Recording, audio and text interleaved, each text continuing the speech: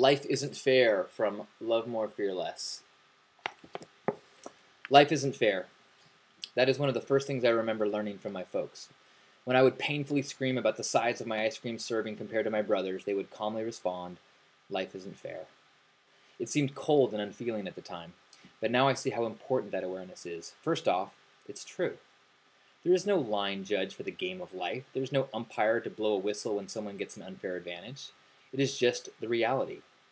Before a child is born, the circumstances of their parents already play a massive role in the opportunities and challenges that await that child. A child born in Somalia will simply not have the same opportunities when born in Santa Monica.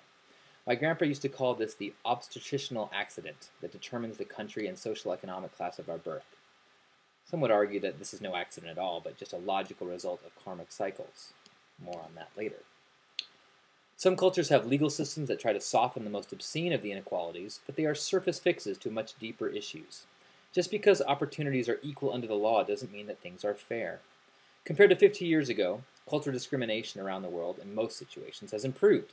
But even though the inequality heals more every day, even a fully healed culture will still have the scars of old beliefs forever.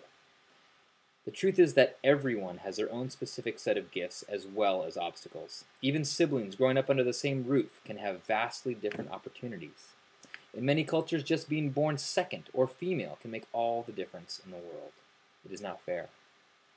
And that doesn't even touch upon the incredibly unfair biology that is handed out person to person. Some are faster, some are smarter, some are faster.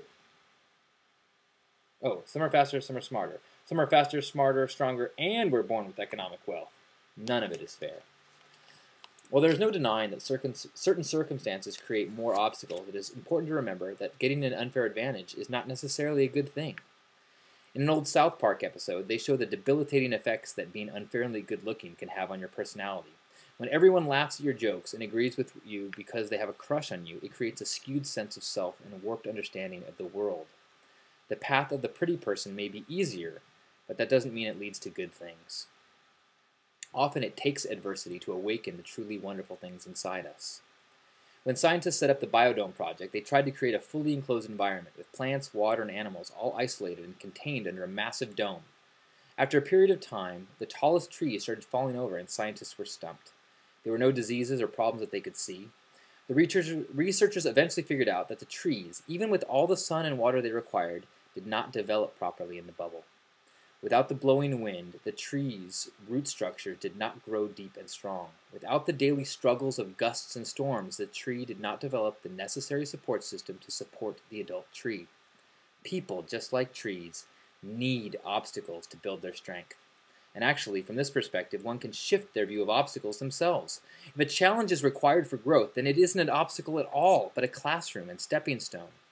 From this perspective, is it more unfair to have an easy childhood or a challenge-filled one? It quickly becomes clear that, like so much in life, we are in no position to judge. All we can do is work with what we've got and do the best we can. It can be tempting to feel sorry for people with fewer advantages. Don't do it. We have no vantage point to know when anyone's life is supposed to look like, including our own. Think of a great person you consider a hero. Would they have become that person they did with a different life story? Sometimes when I'm overwhelmed with a struggle in my life, I try to visualize my life as a book. What kind of book would I want my life to be? Would I want to be a boring tale with minimal conflict or a grand epic with massive highs and lows? Another tendency is to feel guilty for the unfair blessings in your life. If you slip into that perspective, try to replace that feeling with gratitude immediately. Imagine if you gave someone a gift and they said, "Oh no, you shouldn't, it's too much, take it back." It would rob you of the joy of giving the gift.